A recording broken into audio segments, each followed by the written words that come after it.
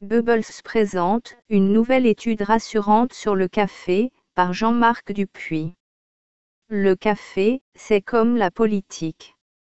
On est pour, on est contre, on s'énerve quand on rencontre une personne qui pense le contraire. Et il est rare qu'on change de camp.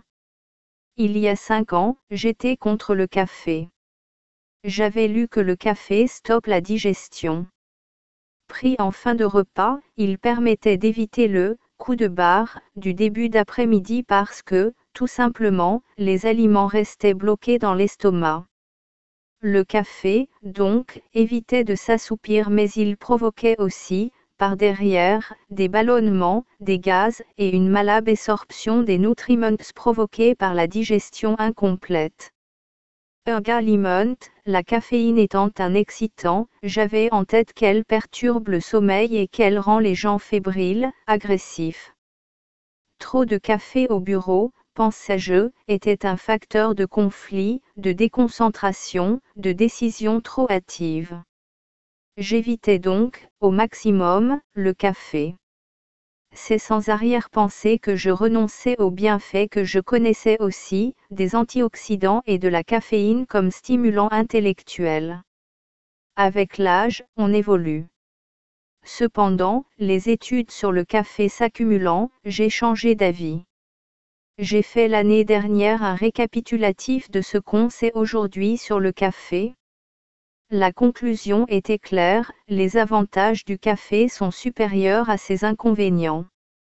Si on aime ça, on peut en boire sans complexe 3 ou 4 tasses par jour.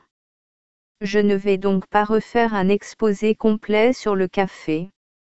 Mais je vous signale tout de même une nouvelle étude de grande ampleur qui confirme, une nouvelle fois, que le café en quantité modérée est excellent. C'est une étude publiée en juin dans la revue scientifique, Comprehensive Reviews in Food Science and Food Safety. Des chercheurs de l'université d'Ulster ont compilé les données des 1277 études sérieuses sur le café, réalisées entre 1970 jusqu'à aujourd'hui. Les chercheurs ont conclu que l'effet bienfaisant ou neutre d'une consommation modérée de café chez un adulte dépasse clairement les risques, pour la majorité des problèmes de santé, à savoir la mortalité, les maladies cardiovasculaires, le cancer, les problèmes de foie, les problèmes neurologiques, les problèmes de métabolisme, digestion, diabète, obésité. La vérité qu'on n'a pas envie d'entendre. Après cette bonne nouvelle, je dois toutefois vous dire aussi la vérité qu'on n'a pas forcément envie d'entendre. Ces bienfaits du café sont ceux du café lui-même, c'est-à-dire du café noir, sans sucre, sans crème, sans lait, et sans petites gâteries du style praline, bonbons, chocolat, biscuits déposés sur la soucoupe de la tasse sauf un carré de chocolat à 70% de cacao ou plus. Il ne s'agit donc pas du « café gourmand » qui fait fureur depuis quelques années dans les restaurants. Il n'y a pas de mini crème brûlée, brownie, tiramisu, tartelette au citron ou à la framboise, si joliment présentée avec le café. Je sais que c'est dur mais c'est la triste vérité. Pour vous consoler, sachez néanmoins que ce n'est qu'une question d'habitude.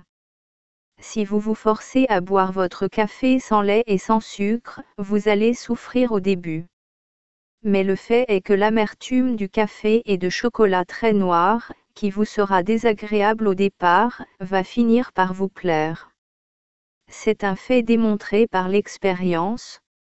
Et non seulement elle vous plaira, mais vous finirez par découvrir que le goût est bien plus plaisant que celui du sucre et de la crème.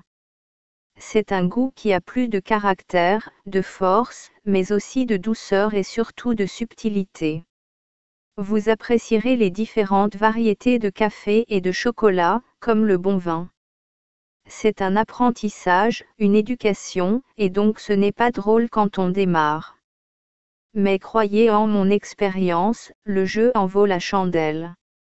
C'est un nouveau champ d'aventure et de découverte que vous vous ouvrez. Faites-le. On ne vit qu'une fois. À votre santé. Jean-Marc Dupuis.